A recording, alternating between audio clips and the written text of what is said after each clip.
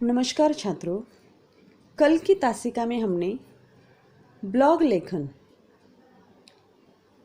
इस पाठ में लेखक का परिचय, पाठ परिचय, उसी के साथ साथ ब्लॉग लेखन से तात्पर्य, ब्लॉग की खोज कैसी हो गई, ब्लॉग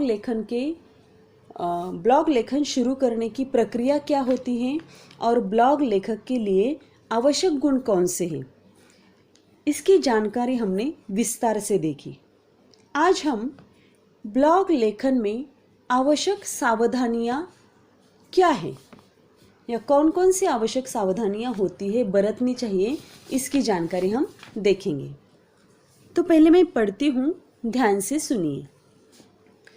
ब्लॉग लेखन में आवश्यक सावधानियां। ब्लॉग लेखन में इस बात का ध्यान रखना पड़ता है कि उसमें मानक भाषा का प्रयोग हो, व्याकरणिक अशुद्धियां ना हो, लेखन की स्वतंत्रता से तात्पर्य कुछ भी लिखने का अनुमति पत्र नहीं मिल जाता है। आक्रामकता का अर्थ गाली गलौज अथवा अश्लील शब्दों का प्रयोग करना नहीं है। पाठक ऐसी भाषा को पसंद नहीं करते। किसी की निंदा करना, किसी पर गलत टिप्पणी करना, समाज में तनाव की स्थिति उत्पन्न करना आदि बातों से ब्लॉग लेखक को दूर रहना चाहिए। बिना सबूत के किसी पर कोई आरोप करना एक गंभीर अपराध है। ऐसा करने से पाठक आपकी कोई भी बात गंभीरता से नहीं पढ़ते और ब्लॉग की आयु अल्प हो जाती है। लेखन करते समय छोटी छोटी बातों का ध्यान रखा जाए तो पाठक ही हमारे ब्लॉग के प्रचारक बन जाते हैं। एक पाठक दूसरे से सिफारिश करता है, दूसरा तीसरे से, और यह श्रृंखला बढ़ती चली जाती है। तो यहाँ पर लेखक ने, प्रवीण बरदापुरकर जी ने ब्लॉग लेखन में कौन कौन सी सावधानियां बरतनी चाहिए इसके बारे में बताया है। क्यों क्या कहते हैं कि ब्लॉग लेखन करते समय हमें अलग अलग बातों का ख्याल रखना पड़ता है, अलग अलग बातों का ध्यान रखना पड़ता है कि ब्लॉग लेखन करते समय व्याकरणिक अशुद्धियां न हो, लेखन की स्वतंत्रता से तात्पर्य कुछ भी लिखने का अनुमति पत्र नहीं मिल जाता है। आक्रामकता का अर्थ गाली गलौज अथवा अश्लील शब्दों का प्रयोग करना नहीं है। उसी के साथ साथ ये जो ऐसी भाषा होती है तो पाठक ऐसी भाषा को पसंद नहीं करते। ब्लॉग लेखक को किसी की निंदा करना या किसी पर गलत टिप्पणी करना, समाज में तनाव की स्थिति उत्पन्न करना आदि बातों से दूर रहना चाहिए। बिना सबूत किसी पर आरोप नहीं लगाना चाहिए। अगर ऐसा होता है तो वो गंभीर अपराध है। पाठक ऐसे लेखकों की बात गंभीरता से नहीं पढ़ते। तो इसका परिणाम क्या होता है, ये जो ब्लॉग है उसकी आयु अल्प हो जाती है। तो इसीलिए लेखक कहते हैं कि ब्लॉग लेखन में छोटी छोटी जो बातें होती हैं तो उसकी तरफ ध्यान रखना चाहिए या उसकी तरफ ध्यान देना आवश्यक होता है। पाठक ही हमारे ब्लॉग के प्रचारक होते हैं। एक पाठक दूसरे से, दूसरा तीसरे से सिफारिश करता है और पाठकों की श्रृंखला बढ़ती चली जाती है। अब अगला जो पॉइंट है वो है ब्लॉग लेखन का प्रसार, यानी किस माध्यम से इसका प्रसार होता है या करते हैं। ब्लॉग लेखक अपने ब्लॉग का प्रचार प्रसार स्वयं कर सकता है। विज्ञापन, फेसबुक, व्हाट्सएप, SMS आदि द्वारा इसका प्रचार होता है। आकर्षक चित्रों, छायाचित्रों के साथ विषय सामग्री यदि रोचक हो तो पाठक ब्लॉग की प्रतीक्षा करता है और उसका नियमित पाठक बन जाता है। ब्लॉग लेखन का प्रसार कैसे होता है? जो हमारे तकनीक साधन है, टेक्निकल जो सामग्री है, जैसे कि फेसबुक, व्हाट्सएप, SMS आदि के माध्यम से हम इसका प्रसार या प्रचार कर सकते हैं। उसी के साथ साथ आकर्षक चित्रों, छायाचित्रों के साथ विषय सामग्री यदि रोचक हो तो पाठक ब्लॉग की प्रतीक्षा करता है और उसका वो नियमित पाठक बन जाता है। अब अगला पॉइंट देखिए, ब्लॉग लेखन से आर्थिक लाभ।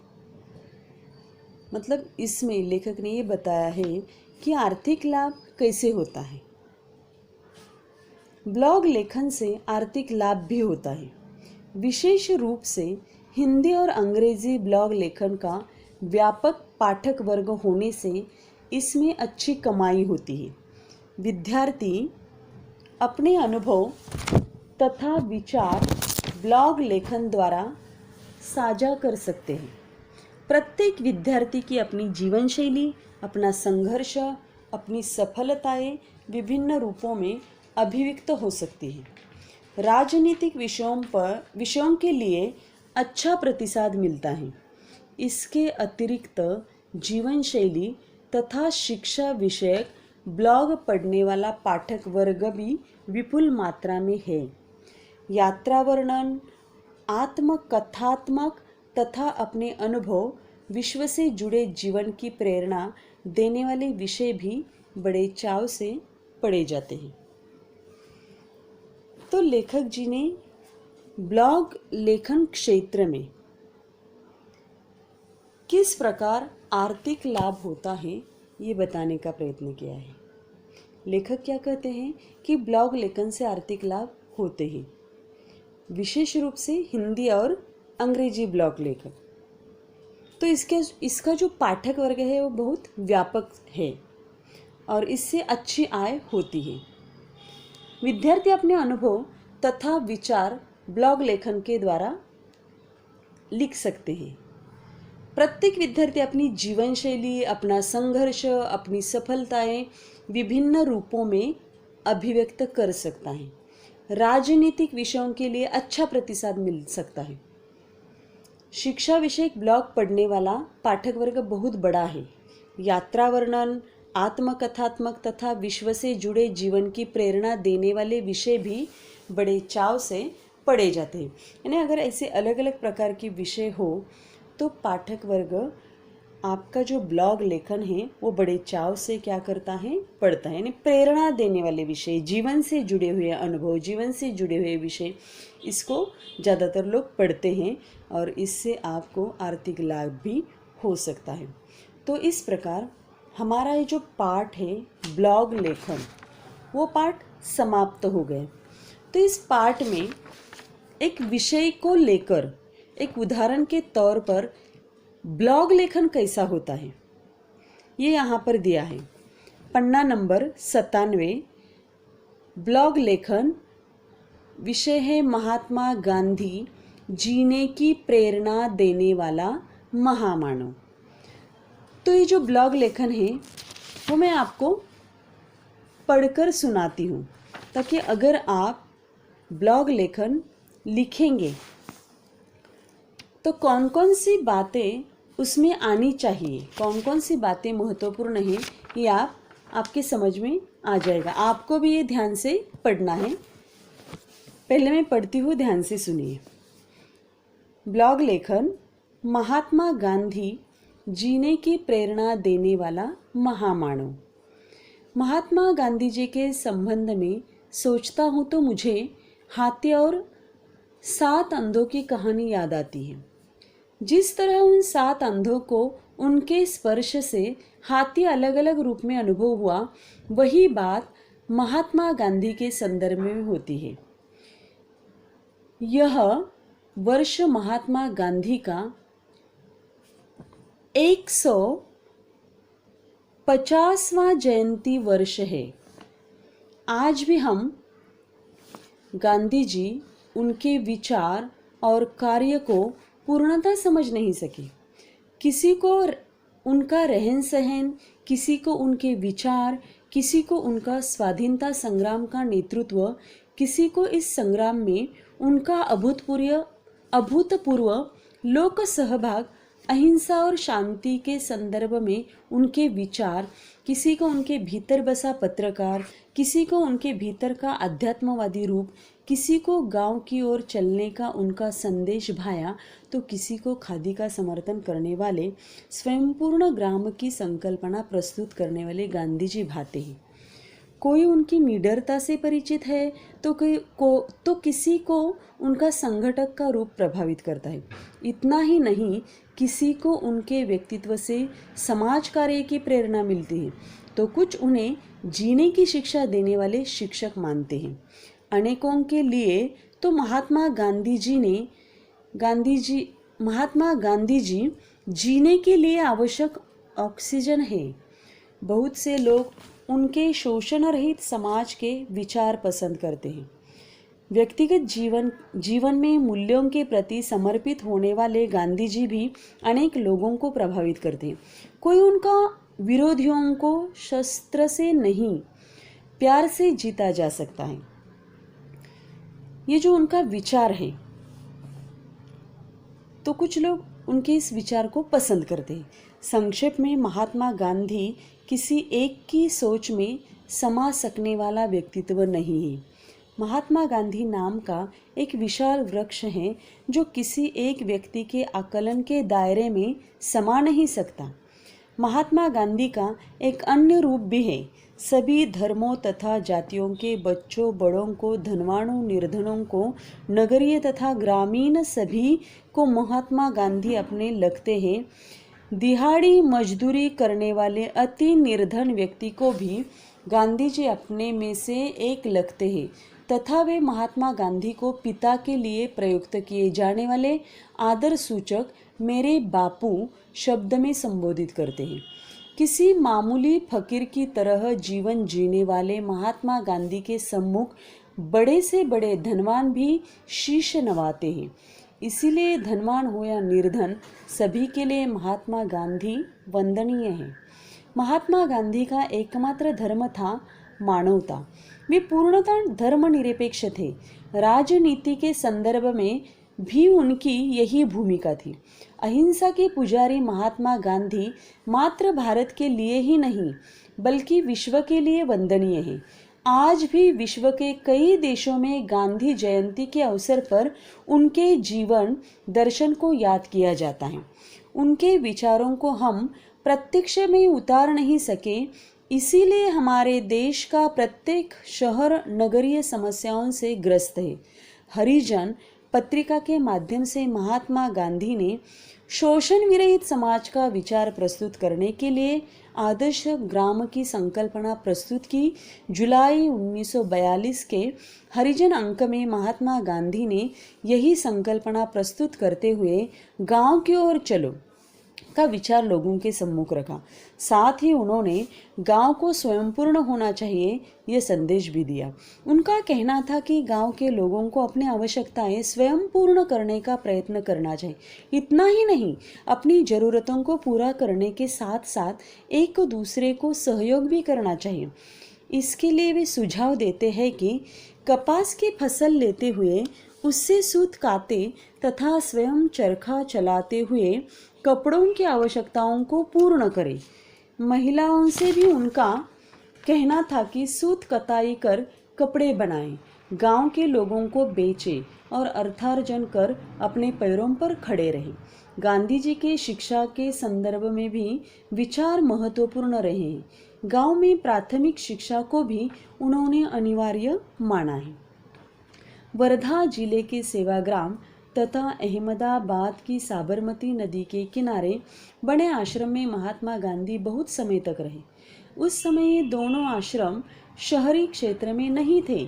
मिट्टी से जुड़ना गांधी जी को अपेक्षित था। आज भी असंख्य लोगों के लिए ये दोनों आश्रम मानवतावादी जीवन जीने के प्रेरणा स्रोत है। जिस तरह महात्मा गांधी जी ने शांति और अहिंसा का समर्थन किया, उसी तरह वे निर्भय बने रहने के प्रति आग्रही थे। निर्भय होने का अर्थ स्वयं सिद्ध अथवा स्वयं तैयार रहना है। इस बात को बिना किसी भ्रांति भ्रम के समझ लेना आवश्यक है। महात्मा गांधी जी का अहिंसा का मूल मंत्र विश्व को मोहित करने वाला सिद्ध हुआ है। आज भी संसार में कहीं हिंसा या क्रूरता की ज्वालाएं धधक उठती है तो लोग महात्मा गांधी को याद करते हैं।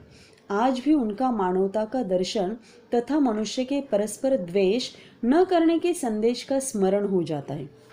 पत्रकारिता के क्षेत्र में काम करते हुए मैं लगभग 25 वर्ष नागपुर में रहा। नागपुर से 1.5 घंटे की दूरी पर वर्धा जिला है।